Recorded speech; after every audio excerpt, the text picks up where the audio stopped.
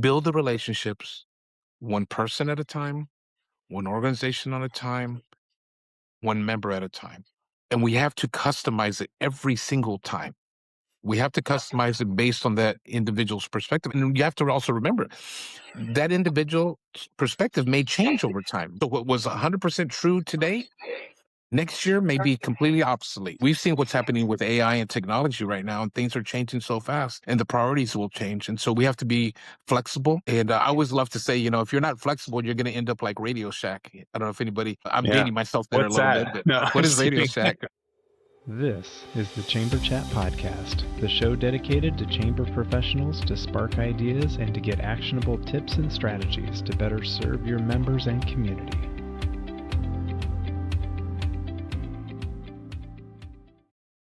Hello, Chamber Champions. Welcome to Chamber Chat Podcast. I'm your host, Brandon Burton, and here on the show, I introduce you to people and ideas to better help you serve your chamber members and your community. Our guest for this episode is Ray Hernandez. Ray is a seasoned leader in community and economic development with a proven track record of driving transformational growth across Texas. He currently serves as president and CEO of the Lake Houston Partnership. Prior to this role, Ray served as the president and CEO of the Huntsville-Walker County Chamber, where he led efforts to pass Huntsville ISD's largest bond election in 23 years. As president of the Louisville Area Chamber of Commerce, he played a key role in securing Mary Kay's Cosmetics' $110 million R&D relocation from Dallas to Louisville. Ray also previously led the Kyle Area Chamber of Commerce and the San Marcos Hispanic Chamber of Commerce. In 2009, Ray spearheaded development efforts for two major regional milestones: the largest hospital between San Antonio and Austin, Seton Medical Center, Hayes, and the largest community college in the region, Austin Community College. He's a U.S. Army veteran. He also has earned his IOM designation through the U.S. Chamber of Commerce at Loyola Marymount University. He graduated with honors from Southwest Texas State University, completed economic development training through Texas A&M's College Station Extension Office, and is an honors graduate in the Innovation 88 Leadership Program at the University of Texas at Austin LBJ School of Public Affairs. Throughout his career, Ray has served on regional, state, and national boards. He's married to his wife, Belinda, and together they have 4 children. But Ray, I want to welcome you to Chamber Chat Podcast. We're excited to have you with us today and wanted to give you an opportunity to say hello to all the chamber champions who are out there listening and to share something interesting about yourself so we can all get to know you a little better. Well, thank you for the opportunity to come and visit and share and a little bit about what my career has been and the industry. Certainly, when we think about something that's interesting about myself, I think many of us never thought about getting into this line of work. But I think for me, it's a calling of service that was placed in us by our parents. And so I always love to tease and say that I come from a small family of 11. So I have 8 brothers and 2 sisters, and I'm the 10th child. And so it was always a big gathering of folks just coming home every day. So it was a good fit. But mom especially really instilled in us a life of service. And when I look across my siblings, all of us have played a role, whether it was Rotary, JCs, the Lions Club, serving as an elected official on a city council someplace.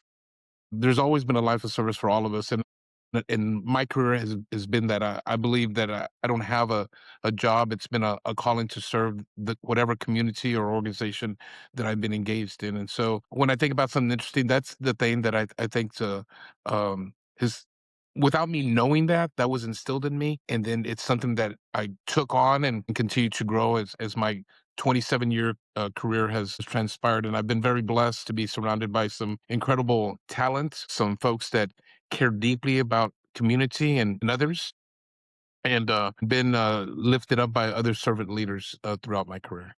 Yeah, it is interesting to be able to take a look back, kind of take some perspective and see how the situations in your life have prepared you, the people in your life have prepared you for what you're doing today. So I appreciate that. Well, tell us a little bit about the Lake Houston partnership to give listeners an idea of the size, scope of work you guys are involved with, staff, budget, just to kind of set the stage for our discussion today. Yeah, the partnership Lake Houston was founded 102 years ago, and so the organization has continued to change and develop and innovate throughout all that time, and especially in the last 10 years.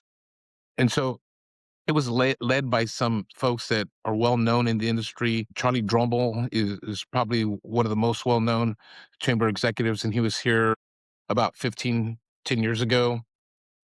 And then after that was Jenna Armstrong, and Jenna's been a great leader and someone that was a good friend and served on the state board of directors for Texas Jenna Chamber was of on the Commerce. podcast Yeah. several years ago. Yeah, So, yeah. she served alongside me, and so the organization, as I said, has changed. And under Charlie and Jenna's kind of transition, moved from the Humble Area Chamber of Commerce. That's still our name of the organization. Our DBA is the Partnership Lake Houston. And so first I'll say this area that we serve. Primarily, our service area is the northeast quadrant of Harris County. And Harris County is huge, right? Houston's the third largest city in the United States. But from the Beltway to the south, and then that encompasses Summer Creek, Summerwood, Atascocita, the city of Humble, which is a pretty small city. Kingwood is our primary service area. Now, we reach out into the Porter, New Caney, Spring area, Aldine to the west, and just a little bit further south of the Beltway into the Sheldon area. So our service population is about 400,000. So some of that's in the city, some of it's in the county, in the unincorporated area. And for those that aren't familiar with Texas, 254 counties in the state of Texas. And so Harris County is one of the largest, most densely populated counties. And so we serve that quadrant. And so the biggest landmark to our west is going to be the Houston airport, the George Bush International Airport. And so they're very engaged with us, and they abut our community on the west side. And then to the south we have the Port of Houston that's there. And so we have commuter rail and all that's around in the Houston area with Houston Metro. We have a bus line and those things. But the organization itself has a budget just under $900,000. And so that's through a lot of different revenue streams. It's the traditional membership and events. But we also have an economic development partnership. And so up until this year, we're the only chamber of commerce, quote unquote, in the in the Houston market that actually carried the flag of economic development. And so, what I mean by that is, traditionally in my career, chambers were involved with economic development, Yeah. but that was a separate entity, either through a foundation or through a city or through a county. They were the actual economic development driver. Well, the city of Humble has partnered with us and some others, McCord Development and some others, and invested in the work we're doing. So we actually have a executive vice president of economic development. His name is Owen Rock. He has over 25 years of experience throughout the country, Indiana, Central Texas, the Gulf Coast here in Texas. And he's originally, interesting about Owen, he's originally from Ireland. So very diverse staff. But Yeah. I mention him because that's something that really differentiates our organization, is that, yes, we're a chamber of commerce and we do all the things traditional chambers do. But one of the things that we do differently is the economic development part of our work.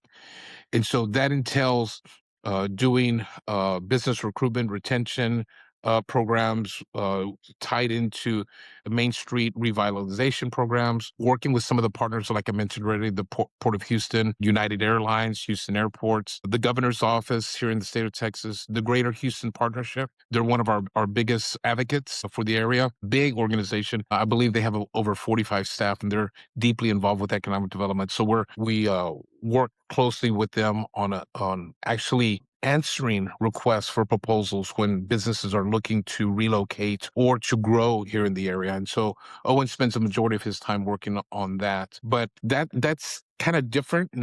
Shannon takes care of events. Kara's our membership development. I have Teresa on communications and Erica on the team. And so we've been very blessed with a great board of directors, currently led by Greg Milkey, who's an attorney in town, and he served on the board years past. And so he's come back on to assist us with redevelopment of the organization. Uh, One of the things that I appreciate about the board is that they have gone through, when you change organizations and you develop new things, it can be a little cumbersome and a little bit Mhm. of challenging. And they've been very open. They've been very patient, and they've been very rolling up your sleeve, get your hands dirty. Board should stay at the tac at the high 40,000-foot level, strategic. But this board, at sometimes, it's had to come into a more tactical engagement as well. And so they've understood their role, and they've assisted me and continue to help move the organization forward. So we've been very blessed, and we have some great partners. Very good. And for those not familiar with Texas, Texas has some cities that are spelled a little differently or pronounced a little differently. So Ray, he mentioned Humble. So the H is silent. So it's spelled as humble, but it's pronounced Humble for those That's that are right. curious where it's located. But I appreciate that background about the organization. Today, we'll focus our conversation around the relationship building, especially in an ever-changing industry, being in the chamber industry. So we'll dive in deeper on that as soon as we get back from this quick break. Hi, I'm Joe. And I'm Rose. And we're the founders of At My Community, a mobile app that can be customized to meet the unique needs of your Chamber of Commerce. When we started At My Community, we envisioned a tool that would help communities thrive by simplifying communication and enhancing engagement. Chambers of Commerce face unique challenges, and we're here to help you tackle them. At My Community helps the Evergreen Area Chamber of Commerce to create an app that keeps tourists informed even when their office is closed. They provide 24/7 access to local business information, which helps support the local economy and community engagement. In Rocky Mountain House, we helped Rocky Chamber create an app with dynamic itineraries and digital resources for tourists, increasing local business engagement. The app has become an essential tool for the community, promoting events and boosting visibility for local merchants. Today, we empower more than 200 chambers of commerce, campgrounds, and RV resorts to streamline communication, informing members about events, sharing business updates, and providing a digital hub for the community, all in one convenient app. When you partner with At My Community, our team works closely with you to create an app that meets your chamber's unique needs. As your community grows, our app evolves with you. We are here to ensure you engage effectively with your members and streamline your operations. Schedule a demo today at atmycommunity.com. We can't wait to meet you. Are you ready to take your organization's funding to the next level? Hi, I'm Clint Neesmith, CEO of Resource Development Group. As a Chamber of Commerce or Economic Development Organization leader, I know you understand the value of working with experts who understand your world. And that's exactly what RDG does best. For over 30 years, RDG has specialized in fundraising for EDOs and chambers. We bring cutting-edge strategies tailored to your organization, whether you're just starting out or gearing up for yet another new funding cycle. Importantly, our firm executives are hands-on from start to finish, from the feasibility study to the successful conclusion of your fundraising campaign, and our team brings deep industry roots and national expertise to every engagement. No matter the size of your community, RDG delivers data-driven, innovative revenue solutions, reinforcing ROI to investors and making sure your vision becomes reality. At RDG, we proudly build organizations that build communities. Visit us today at rdgfundraising.com and let us partner with you, building a stronger future for your organization and the community you are working to grow and develop. All right, Ray, we're back. So as I mentioned before the break, today we're focusing on the value of relationship. So specifically, I mean, we all have relationships throughout our lives, but specific to the chamber industry and just being an ever evolving industry. You've been around, the state of Texas at a good handful of different chambers that have some significant impact in the state economy and everything. What are some of these lessons that you've learned from developing these relationships, and how have you leaned on those relationships as the industry evolves? Yeah, I think part of that comes back from what I mentioned before.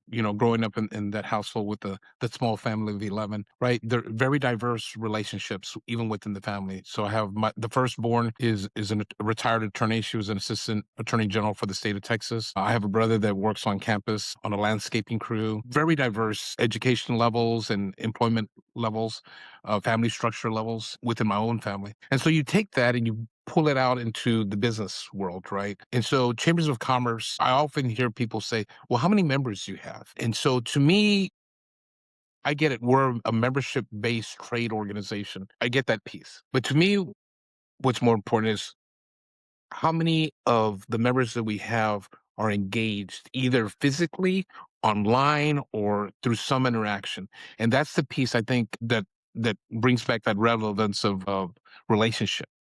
Right. So I'll give you the example of Chick-fil-A. So not at this organization that I'm now, but a previous Chick-fil-A owner said, Ray, why should I join the organization, the Chamber of Commerce? And I said, well, he goes, I got my own marketing. I don't need a ribbon cutting. I'm well known. I'm nationwide. Why should I engage? And I said, well, it's those relationships. You're new to this community and you're going to learn people, but it's not enough for you to know who the mayor and the superintendent of schools is. They're the heads of those organizations. But to impact your organization, even on an employment level, you need to know some of the lower levels. And that's some of the areas, or not the lower levels, but some of the variety of levels within those organizations that we can connect you with.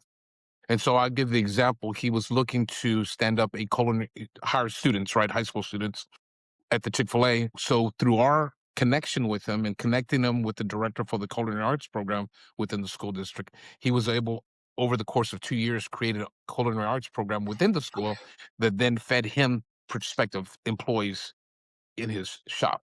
And so that's, I think, the biggest takeaway for when I think about relationship building, that the first thing we should do is when we meet and engage a potential member or even a current member is to ask the question and then just stay quiet and listen. Listen, digest it. I had a meeting yesterday with a relatively new member, and so we talked about all this, kind of their background and things that are important to them, and tried how do we tie that into some of the activities we have. And so we got back to the office, and my membership director said, "Hey, I got this email, and I'm ready to send it out. Are you ready to go?" And I said, "Hold on, let me look it over. We'll talk about it tomorrow, which is today." And so the email was great. It talked about all the great programs, but the piece that I'm going to help her do today is how do we tie the opportunity to the event or to the engagement in that relationship, right? And so this is a construction company and they want to meet architects. So how do we get in that conversation, tie the introduction of an architect into the room so they can build a relationship? Right? Which is very, very different than what people think is a traditional role for a chamber. We're doing networking or ribbon cuttings, which is all important, but it's that how is our relationship with an architectural firm here, an introduction to a construction firm, and then tie that into a city that's sending out RFPs, requests for proposals for a big project, or let's say a hospital or a school district, tying that all together so that member can be financially successful or at least have a potential. Yeah. And I think that's the big piece for me is that we have to build the relationships one person at a time, one organization at a time, one member at a time. And we have to customize it every single time. We have to customize it based on that individual's perspective. And you have to also remember that individual's perspective may change over time, right? So what was 100% true today, next year may be completely obsolete. We've seen what's happening with AI and technology right now, and things are changing so fast, and the priorities will change. And so we have to be flexible. And I always love to say, if you're not flexible, you're going to end up like Radio Shack. I don't know if anybody, I'm Yeah. dating myself there a What's little that? bit, but No, I'm what is just Radio kidding. Shack, right? It was an electronic store that doesn't exist anymore because they didn't innovate like they could have. And so in part, that's why they're not here. And so I think that's an important takeaway when you think about a relationship. Just one person at a time, one conversation at a time, one email at a time, and just being very intentional on how we engage that. I think sometimes we just want people to come and we just send out the same email blast to every single person, Yeah. but it's going to fall on deaf ears. And I do want to share a little bit about what chambers, and this is one thing that we traditionally have not done a good job in building those relationships and communications, is that every week we send an email blast about all the cool things happening. Now we know that only about 70, about 20 to 30% of our membership at any given time attend events physically. So 70 to 80% don't. But every week we send them an email about all these cool things that we're doing that they can't attend. So they're sitting in their office taking care of their clients before the sun comes up, after the sun goes down, and we're sending a message about things that they can't come to. And they start, over time, we're sending 52 weeks a year, we're sending Or worse, this things that stuff they to them, don't want to come to, or right? they don't want to come to them, right? We're sending them this messages, and they're like, well, there's no value, because they see the value in the physical engagement. And while there is some value in the physical engagement, absolutely, in building those type of relationships, there's also some value in some education and imparting and some connection outside of that. So one of the things that I've done, and I started this, I wish I'd started earlier in my career, but just at my last chamber and currently at the partnership, we send the email. It's called the Partnership Press on a Wednesday. And the first thing that when they open it up is a learning opportunity, either for themselves, something they can share with their staff. We'll use little videos from or stories from Seth Godin, or uh, different articles about how to take care of your team, or you're stressed out because of Christmas, or just some kind of little. It's not an ask. We're not asking for anything. We're not asking for money. We're not asking for engagement. We're not all. It's like a little appetizer to say, the first thing you see when you engage with us in this newsletter is a little Value. learning piece to us. Yeah. And that's very different, right? Now we're still gonna afterwards, we're still gonna list all the ribbon cuttings and all the other stuff, because that's what we're gonna do as well, right? Because those we're gonna showcase those businesses. But the first taste every time is not is a kind hello, and here's a little gift. And you think Yeah. about when you go to somebody's house, right, for the first time, at least in my culture, you show up with something. Maybe it may be a box of cookies, it may be a bottle of wine, but you show up with a little gift. And I like to think that we're giving our members a little gift, unsolicited, about something that they can be useful in their lives, either personally or professionally, every single week. Yeah. I like that. You hit And we on so didn't make an many. announcement about it. We just did it. We didn't make an announcement about it. Yeah, We just did it. you do it. Yeah.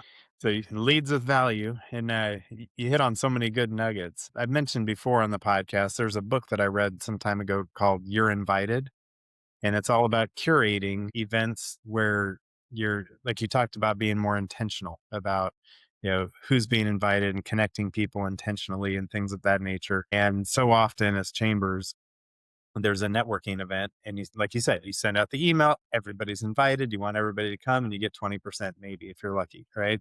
Yeah. Versus a curated event where, especially, I mean, you guys have economic development responsibility. You gave the example, the architects and the construction companies. How do you make these introductions?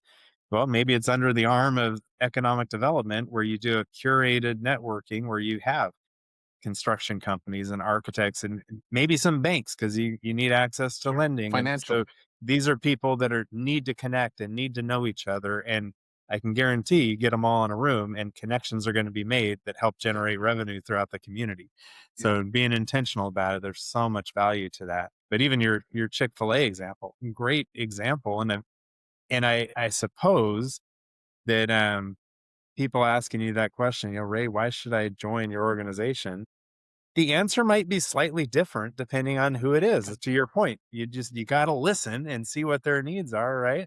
And then again, be intentional with your response and how you're engaging them and building. It starts with building that relationship with them, but then helping them to build those relationships that are going to help further develop their business and help them see value in the organization. So you hit on a ton of great points. Thanks. Any other examples, throughout your career, and ways that you've been able to lean into either developing these relationships yourself or helping others develop these relationships I'm sure you've got a catalog of examples that you can share, but what's maybe another one or two that stand out to you? I will say, so when I was in Kyle, we were looking to bring Austin Community College into northern Hays County. So the largest city in Hays County, which is just between Austin and San Antonio, is San Marcos, a big destination place. There's a river that flows about 287 miles from there to the coast of Texas. There's a big water race every year on canoes and kayaks. And so we're in Kyle in northern Hays County, and Austin Community College is the largest community college in central Texas at the time. And they're looking to expand it to northern Hays County or into Hays County itself. And so we met with some of their folks and had those conversations, and they broke up the effort in two different ways. So one was northern Hays County and the other one was San Marcos itself. And so had those same conversations, and we created committees and totally separate, right? Their efforts were totally separate from the Northern Hays County effort. And so early on, Dick Snyder, was the president of the Buda Area Chamber, another small community next to Kyle. And so we said, absolutely, we want to help them do this. We need a community college and educated workforce in our, vehicle here in our community. And so San Marcos is home to now Texas State University, previously called Southwest Texas State University. And so we started working on our deal. And so we went to the first meeting with a gentleman by the name of Jimmy Ferguson. He owns about 7 McDonald's in the South Austin, Kyle, Buda area. And so we, at that first meeting, one of the things we came out and agreed to is that we would find leaders to help lead the committee. And so when we first proposed it, Dick Snyder said, "Ray, we're the chamber presidents. We should be leading this." I said, "Look, traditionally we should be leading it, but let's think about this for a second. This is a community college. We need the fierce soccer moms, the strong Boy Scout dads to be leading. We need them to be the face of this project. Is the business community going behind it? Absolutely. But if we want this to be successful, we need the community's face. People that aren't elected officials, people that only know the space in their church or in Boy Scouts or Girl Scouts or on the soccer clubs. We need them to be the face. So we gathered a collection of about 45 folks from all different types of background, educational levels, economic levels, political levels, religious levels, just all types of engagement. And so when we went to Austin College to the board meeting, Bob Barton, who's since passed, he had the Hayes Free Press newspaper. He was there in the lobby, older gentleman at the time. And I said, "Bob, what do you think about this?" He said, "Ray, we'll never get this diverse a group of people to agree on anything, but they agree that we should have education opportunities for their children and our children." And so we came down and the vote passed. We passed something like 64% in favor, and San Marcos failed about 60%. And I believe to this day that it was those relationships we built on the ground level, on the grassroots level, with those soccer moms and Boy Scouts dads, people like Vince Collier, who was with I did mortgage lending, folks like that were just on the ground level, because they were fierce, right? If there's a rainstorm going on and they're coming home from church and the sign that we have promoting this effort falls in the middle of the field, the bank president may, but probably is not going to get out of his car and walk across that field to put that sign back up. But you better be darn sure that mom that cares about her daughter playing that soccer team is going to get out of that car, stop that van, and run across that field and get that sign up. And that was different, right? We had to curate that relationship and that passion and then align it. And so I left Kyle before the building was open. They built it passed. It was it's a 96-acre campus, a 5-story building. And when I left, they said, "Ray, what's the one thing?" I was going to Louisville to become the chamber president there. They said, "Ray, what do you want to what do you think about one thing that you wish you had finished before you left that you didn't?" I said, "Well, the Austin Community College, and somebody better invite me back for the ribbon cutting whenever it opens." And so I Yeah. left in April. It opened I believe, in January, and I did get invited back, and I got to be part of those festivities. And so when I point to something that, because that my kids are grown. Our daughter just graduated from A&M. our sons over at San Diego State University right now. Our two oldest have degrees from Texas State University. What was happening at Austin Peay College wasn't going to affect me personally, but it was Sure. going to affect that community. And so, yeah, but it's that relationships, one on one, different levels, different sizes, different times with different folks that really created something.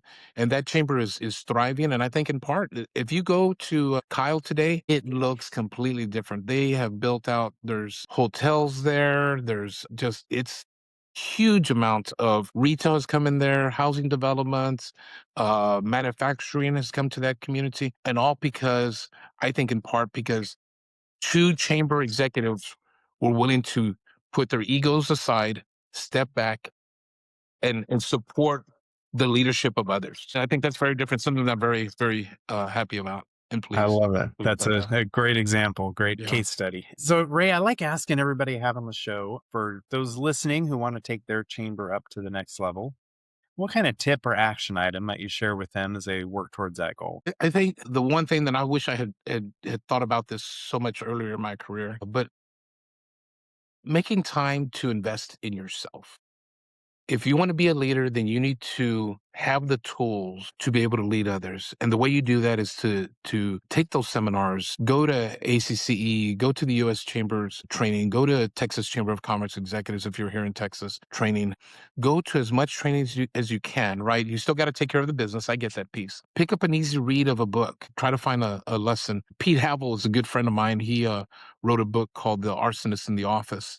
And in that book, it talks about organizations that don't want to deal with arsonists that's within their organization. And it's a good learning takeaway that, and so it's all those learning, invest in yourself, and then also invest in your team. So one of the things I'm most proud of when I got to Louisville at the Louisville Area Chamber, the very first board meeting, I looked at the budget and I sat down with my board and I said, "Hey, so Ray, what do we need to do?" I said, "I would like $8,500 for professional development." And they looked at me, what kind of trips are you doing? What are you going to be doing?" I said, "No, none of it's for me. I want this money so I can invest in my team." And so I'll use the analogy of the story of a CFO and the CEO. And the CEO is sitting in his office, he's happy. It's a Friday afternoon. And the CFO, the chief financial officer, runs in the office and it's April and he's livid and he tells the CEO, "What is wrong with you? What are you doing?" The CEO says, "Hey, calm down. What's going on?" He said, "You have spent all the professional development money for the entire year and it's April." And the CEO just leans back and smiles and said, "Yeah, isn't that fantastic?" And the CFO says, "No, it's not fantastic. You spent the whole budget for the whole year and it's April." He says, "What's going to happen if these people leave?" And the CEO says, "What's going to happen if these people stay? Yeah. They have all the tools they need to help us be more successful because we invested in them early on." And I think so if you want to be successful, invest in your board training, invest in your staff training, and invest in yourself and invest in your volunteers. Give them some, it doesn't have to be a whole day seminar. It could be a little nugget. At some level, I talked about the partnership press. We're investing in our members every time we send them a little article. That's a little investment. They don't even know that we're investing in them, but we're doing it every week when we send them something. But I think it's important to invest in others, right? If you want to, I've been successful in my career because I've surrounded myself with the best talent that I could find and people that were much smarter than me. But it also takes that you have to invest in them. And people have invested in me as well throughout my career. I've been very blessed to have some incredible mentors throughout my career. And so you should do the same for others as well. Yeah. Very good. Yeah. I also like asking, as we look to the future of chambers of commerce, how do you see the future chambers and their purpose going forward? I think I've touched on this a little bit throughout our conversation today is be open to new ideas, be open to old ideas. Seth Godin in one of his talks about, he says, you walk into a room and there's a group of folks and you give a presentation and you say, "Okay, share me your good ideas." And the room is silent, just silent. And no one's saying a word, right? And he said, "Okay, people, I need your ideas." And finally walks up to one young man and says, "What ideas do you have?" And the guy's got his head down. He says, "I've seen you've been writing in your ledger all, in your book, all during class, all during the seminar. You gotta have some good ideas." And he's looking down a little distraught and he says, "I don't have any good ideas." "You don't have any good ideas?" "No." "Well, great. Show me some bad ideas." And Seth Godin talks about, and I keep this, if you go into my office, there's a lot of books with a lot of scribbling. Nobody can read my handwriting. Sometimes I have a hard time writing, but I write a lot. I take a lot of notes. In the middle of the night, I may wake up in my bedstand, I might write a note there. So Godin says, if you don't have good ideas, give me your bad ideas, because the good ideas are within those bad ideas someplace. If you go on my LinkedIn, and I'll paraphrase here, there's a quote that I have on there. I don't know who to attribute it to, but it says, "We don't see the world as it is; we see the world as we are." And it doesn't matter how much money or time that we have. I cannot see the backside of where you're sitting right now, right? It doesn't matter how much time and money you have, and so we only see the world as we are. And so that's why we need a variety of different perspectives and experiences to be able to move the organization forward. And I would say that to your organizations, if you're an association or chamber of commerce or any organization, business organization, is especially for chambers, is be representative of the community you serve. Does your organization, does your board look like and have the talent and experience of the community you serve? If you do that, I think you'll be on the road to being successful, and you'll also be open to innovation, right? If your organization and your community is willing to innovate, then your organization's willing to innovate. You got to take chances. You don't have success if you don't take that chance, right? And so I like to play golf, right? And so I'm not a great golfer, but if I don't at least go up and hit the ball, I'll never have that opportunity to have that fantastic shot someplace. It's like you'll miss every shot in basketball you don't attempt, right? That's So at right. least try. And That's so right. one thing I would say for the organizations of the future is be courageous enough um, to fail, courageous enough to ask the hard question, courageous enough to close our mouth and listen. I know sometimes that's a hard thing for even me to do some days, because I'm so Right. enthusiastic about something, so passionate about something, and I want to impart. But sometimes I just have to, and my staff can tell. They're like, "Oh my God, Ray, you had a hard time in that meeting, did you?" And I was like, "Yeah, it was really hard for me to sit on my hands and not say something." He says, Yeah. "You had some great ideas, right?" And I was like, "I have some ideas. I don't know how great they are, but I had some ideas." But it was hard for me because I wanted to make sure that others are heard, and then reach out to people that don't speak up and ask those questions. I had a CEO of a credit union in the last few years come to me, and I was in the community. She had been there, the CEO for over 20 years. And I asked her, I said, "How come you've never served on the board of directors for the chamber?" And she said, "Ray, no one's ever asked me." Yeah. I said, "What? No, no, no, no. We send out emails.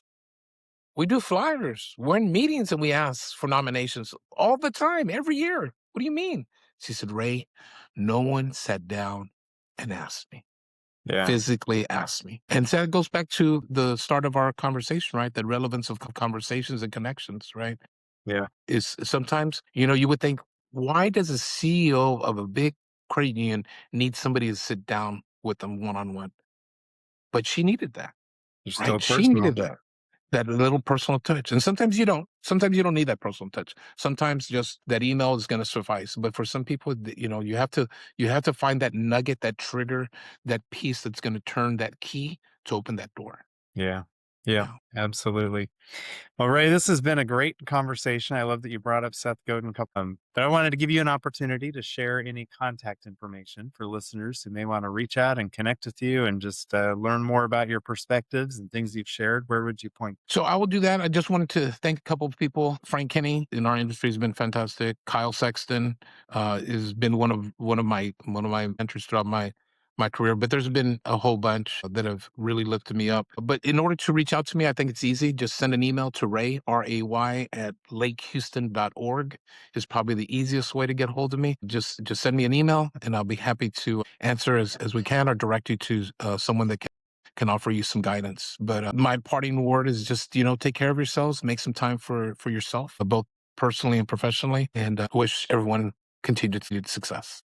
Awesome. Thank you for that, Ray. Again, this has been a great conversation. We'll make sure your email is in our show notes for this episode to make it easy to find you. But appreciate you coming on and setting aside some time to share your experience and perspectives and lessons that you've learned throughout your career. It's been valuable. So thank you. Thank you for the opportunity. If you are a chamber professional, be sure to subscribe to Chamber Chat Podcast on your favorite podcast app or now on YouTube. so you never miss a new episode.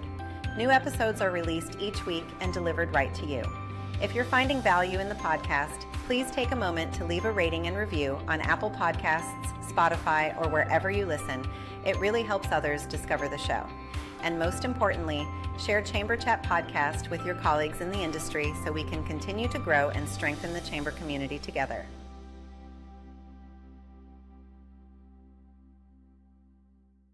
This episode is brought to you by Riverside. If you've ever thought about starting a podcast for your chamber or your business, one of the biggest challenges is recording high-quality audio and video, especially when you and your guest aren't in the same room.